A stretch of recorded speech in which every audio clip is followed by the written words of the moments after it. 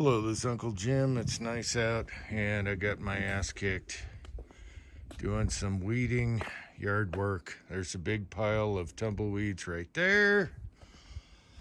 And we come down here, and there's a big pile right there. I need to throw a hatchet, whatever. All right. So, anyway, it's time to play. I got my ass kicked. I'm gonna hurt tomorrow. There's Alex. All right. Okay, so I got my butt kicked. I thought I was gonna get the whole yard, front and back. No, too old. I'm too damn tired. And look at this. Look at that. That's from raking and the pitchfork. I used to have leather hands, man hands. And now I'm old and my skin gets thin. You lose muscle mass. It's pathetic. It's absolutely just don't get old. All right, so did some work. My son came out with the still blower and blew everything down. So I thought, hey, let's go play. And he shot his retro. Maybe I'll put some footage in the corner here. He shot the retro he put together, and that was shooting good. But at 70 yards, we had to share this one target. This is a Tin Man target. Tin Man gave me these stickers here. They're about 4 inches. And I was going to shoot the Foxtrot Ranch, and that has a 3-power scope. And I don't know how I did it before. I think I put the smaller squares and dots in the corner of the scope. But this time it was just covering everything. So we both shot at this target. So there's no use showing you that. He shot with peep sights. I shot with a 3-power scope. However, this thing shoots really good. And his retro shot good. He's got a chrome line, 1 7 twist barrel. And the Foxtrot upper ranch, whatever, Mike's 15 upper. It doesn't use a buffer. It's all contained. That has a 1 8 nitrite barrel. So I realized before shooting this, the Foxtrot upper was dinging the brass. And, well, there's 2 issues I have with this. The trigger, okay, since this uses an 870 stock, and it's fun, it's comfortable, it's fun, I like it. You know, if you already got ARs, this is kind of fun. However, the way they came has a GI trigger, and so you got your heavier and a little grit. And I shot some footage. I don't know if I'm going to post it or not, but I think on my last shot, I'm like, okay, I'm right here in the middle of the grit. I'm on second stage So, of the creek right now. but the thing is, I wish I did separate targets. I only had one this size out there for both of us. The thing is, it shot good.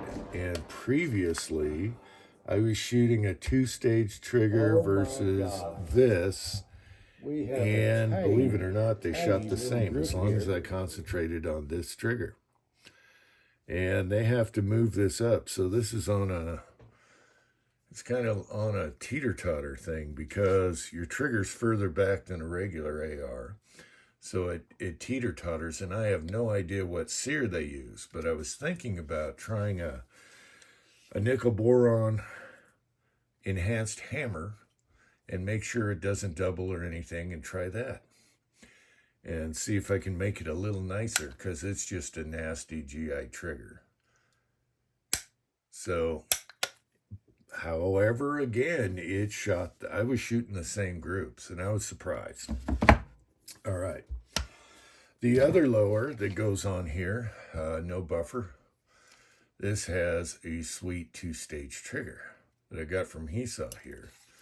So this is the LaRue 2-stage, and that's really nice. Oops, almost let that go. The problem is I had to sight in today, and the folding rifle stock here is shorter than the 870 stock with, what do I got on here? 2 spacers. I got 2 spacers on here. So I couldn't get the scope just right for both, eye relief wise. So I don't know if I put a wrench or put a forward pistol scope on there, whatever. Anyway, they're close. So I figured out I can put a sleeve over this, and then we got the same. Okay, I just put one of those sleeves over the thing, or I'll do a bigger pad here. And then both will work, and this has a really nice 2-stage trigger.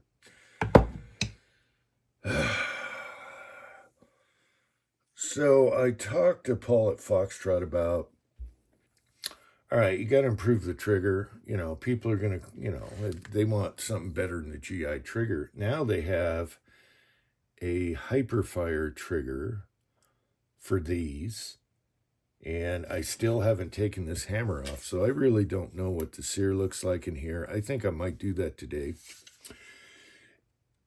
And then I looked at the prices on a Hyperfire trigger, and they're crazy price. Yeah, they got the 2 extra springs for extra strike and all that. That's crazy, all right? That's more than a Geisley. So I think I'll just leave this alone. I might play with a different hammer and make sure it's safe, you know, all that stuff. The crossbolt safety is super safe. That won't even allow anything to happen on the teeter-totter bar, whatever you want to call it. You can also adjust it. Right here is your spring and detent ball, and if you back this out, you can make this lighter or heavier, and that just locks everything up. So that's pretty cool. Thing has been totally reliable, the upper, but it was dinging brass. And, you know, I just started loading 223. I never thought I would before, but now I am. And I was getting dinged brass right here. And that was because of the deflector. And the deflector is the same as the Foxtrot 45s and the Foxtrot 9. However, those don't even hit the deflector as far as I can tell. So it has, this is modified now. It had a sharp edge, okay? It was just a straight cut. Maybe I'll show you a picture. So I asked Paul about that, and he goes, you know, it's funny you bring this up because we just started a run of 45-degree angle deflectors. However, and I was like, oh, that's great. I'll just get one of those. However, the bolt position where it goes onto the upper is moved back. So that does me no good unless I drill another hole. So you'll see this hokey piece of rubber here. So what I did is, instead of a sharp angle, I rounded this, put it back on. I had to use a smaller, shorter screw or bolt, whatever, Allen head. And I was still getting a slight ding on the brass. So I just stuck this piece of rubber on here, self-stickum rubber, and it looks like crap, but I'm just checking right now to see. And everything went away. There's no more dings in the brass, and that's because I reload. If you don't reload for it, it doesn't matter. It's going to look like that. That's the worst one. Come on. What is with this camera? Okay, now that's gone. And that's what I was dealing with. So I took a little off at a time, and then slapped some rubber. Now I think I could just put a little Velcro pad on there, and that's going to solve the problem. So now these are my reloads here, and now there is 0 dings. This is PMC, there's 0 dings. But another thing was, I was noticing the extractor is a little sharp, so I can feel something right here versus, this is out of my son's retro. There's hardly anything right there. Ejector, extractor, you know, ejector's doing this and extractor's doing that, making a sharp edge. So as long as they go in the shell holder, I'm good with that, and there's no problem. You can turn it around. You guys know what I'm talking about. Here's some PMC. And as long as that's going on, when I tumble them with stainless steel pins, it'll polish them up a little more. So I'm good there. So, you know, little nickel stuff that drives me crazy, I think we're solved. So, anyway, you know, I'm new to loading 223. I have no idea what I'm doing. However, on the other gun, this is with a 4-power scope with this kind of reticle right here. I started off light and a little stiffer charge and a little stiffer charge, and right off the bat with cheapo Berry full metal jacket, 55 grain bullets in a 177, I will take that all day long. I don't know if that's a fluke, but I'm just looking for planking ammo an inch at 100, and I'm shooting at 70, so if I'm well under that, I'm good. And so far, so good. So today, after getting my ass kicked, with the heavy trigger, I was doing better than this right here. With the heavy trigger and a 3-power scope at this target.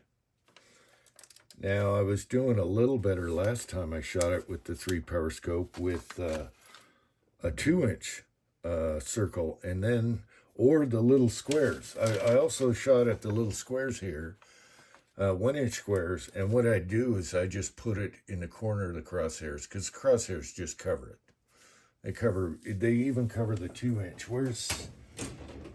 Here's a roll of the 2-inch squares. This little 3-power scope just covers that at 70, so let alone 100. So we shared this target. There's no use showing you that because he's shooting with peep sights. He had 2 here, and then he had 3 in here. And then I put the Foxtrot one. I had to re-sight in the scope because I messed with my eye relief. And I put them right in here. Once I got the scope over, for some reason it was right after I remounted it. So there's my little spiel today. I might put a little nickel boron hammer in here just to see, but you know, it's not a big deal. Just concentrate, find the swoop, there it is. And in the video, I'm laughing. I'm going, okay, I'm holding it right here. And then bam. Reset's pretty good. So I'm just spoiled with 2-stage. You know, nothing crazy. It's just I like 2-stage. But now they have some hyperfire to fix this teeter-totter. It's kind of like when you have a bullpup. You have a bar that's going all the way to the trigger, and it makes them nasty. And I have one bullpup rifle, MSAR, and that actually doesn't bug me at all. That trigger is pretty decent, but I'm not a bullpup fan. I don't like the receiver next to my face, and it's just awkward. It doesn't feel slim. It's just bulky little short thing. We'll shoot that in another video, but this stock is fun. You know, if you got ARs and stuff, you know, it's just different. So it's fun. It's comfortable. I'll give it that. I guess that's it for now. Thanks for watching. I don't know if I'm even going to do a live chat tonight. I am beat. There you go. Don't get old, people. That would never happen with my old leather hands. And now, thin-skinned, loss of muscle mass, and memory, whatever. Until next time, thanks for watching. America.